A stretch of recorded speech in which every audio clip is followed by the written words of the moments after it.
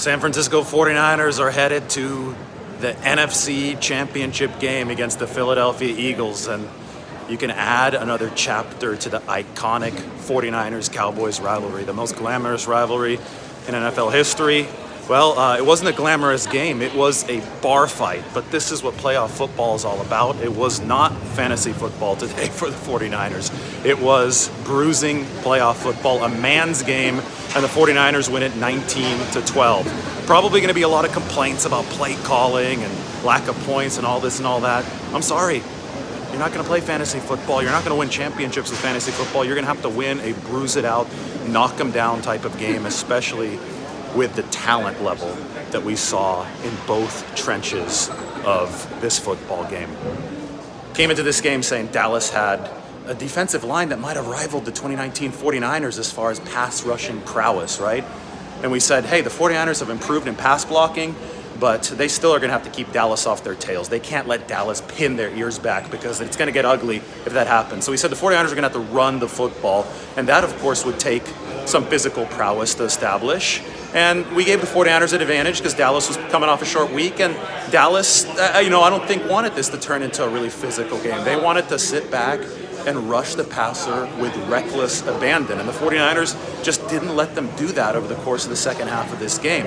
Again, on the other side of the ball too, Dallas has always had a good offensive line. That's a tradition for Dallas. The Great Wall of Dallas talked about that in the 1990s. They may not have that type of offensive line anymore, but the Cowboys still able to deliver a balanced offense. And the 49ers, well, that pass rush isn't the same as it was in 2019. So to deliver the defensive performance that they did, they had to show up in tremendously balanced fashion. Coverage fueling rush, rush fueling coverage. It had to be a full effort for the 49ers on both sides of the ball. And guess what? They delivered it. This game turned after halftime when the 49ers showed up with that 91-yard drive. Putting things into perspective, that 91-yard drive for the 49ers is going to go down into franchise lore. George Kittle made, I thought, what was the biggest play of that drive with the bobbling catch over the middle. Balance is what it takes to beat a team that is as talented and fast as Dallas, right? The Cowboys were come flying in the first half. The Cowboys were getting after Christian McCaffrey. They're getting after Brock Purdy. They're getting after McCaffrey too. They were crashing run gaps. They were putting the 49ers in an extremely tough position because they were, I just think that Dallas was playing as the top 5 defense that they are. But then the 49ers established balance in that second half. And balance came through grinded out runs, and it also came through play action and to the 49ers versatile skill position players who are able to run block and pass block. They're able to do two things, right? George Kittle was able to do both, and that sprung him open. I mean, in the first half, we saw George Kittle beat Deron Bland. Tight end beat a cornerback. Are you kidding? It's a cheat code for the 49ers. Then we saw more of that from Kittle. Those seam passes from George repeatedly put the 49ers into good position, and then the holding call negated the sack, set up the go-ahead touchdown, and the 49ers ultimately put this into the position where they would hold the 19-12 lead. Now you have to talk about the defense too. 49ers defense, when push came to shove, the 49ers defense didn't allow anything. Dallas gets the ball back with 3 minutes left. They smother him. Sansom Ebukam, big sack for him. Charles Omenihu was hurting in this game, fighting through a couple injuries. They talk about the need to get a bookend for Nick Bosa. Sansom Ebukam was that man today. Big sack in a big moment. Then the final drive for Dallas, desperation time. We saw the wildest formation ever, basketball on grass.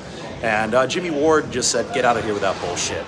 Just nails Ezekiel Elliott to finish this game. Epic finish for the 49ers defense, which held Dallas to only 286 yards. The 49ers defense is unquestionably elite.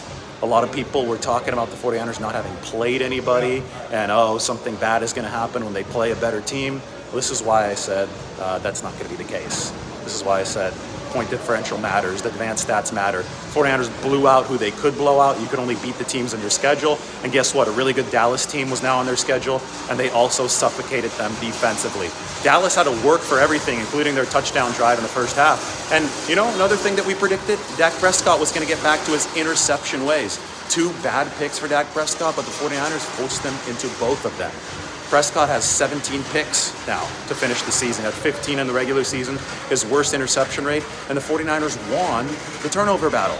They've been undefeated this year when winning the turnover battle, and they also lead the NFL in interceptions. So the 49ers followed their game plan to a T. They needed to wear Dallas down offensively. 49ers averaged only 2.5 yards per carry in the first half, but 4.1 per carry in the second half. That stat says it all about wearing Dallas down, offense against defense. And then the other side of the ball, they needed to win the turnover battle and keep Dallas out of the end zone more often than not. And a key moment where the 49ers did keep the Cowboys out of the end zone was after Ray McCloud fumbled the punt.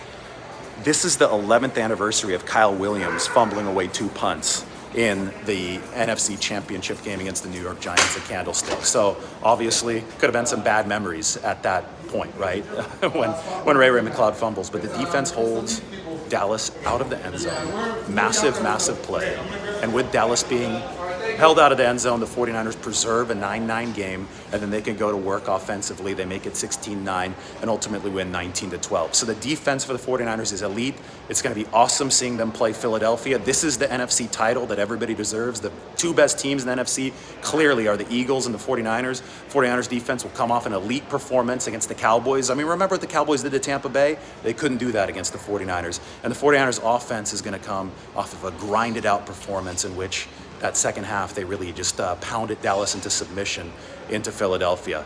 It sets up a hell of a matchup to head to the Super Bowl. But big picture, this game is going to be remembered for a long time by people who love pure bruising football. Fantasy football players may not like this that much, but this was pure bruising football. And guess what? To win an actual Lombardi trophy, to win a ring, this is the type of win that you've got to get. Keep in mind, too, that Brock Purdy did not turn the ball over today. Might have had some more turnover luck, interception luck, but hey, all that matters is what's ultimately on that scoreboard and in that box score. And the 49ers delivered because they were the better team than Dallas, as we expected, and they are now headed to Philadelphia for next Sunday's NFC Championship.